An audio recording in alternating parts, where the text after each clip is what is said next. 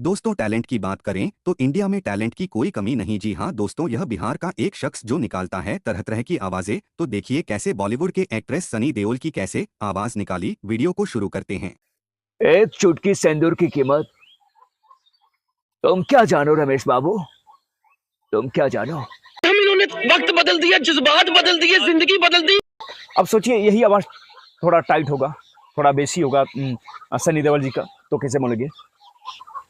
ओए, एक चुटकी सिंदूर की कीमत तुम क्या जानो रमेश बाबू।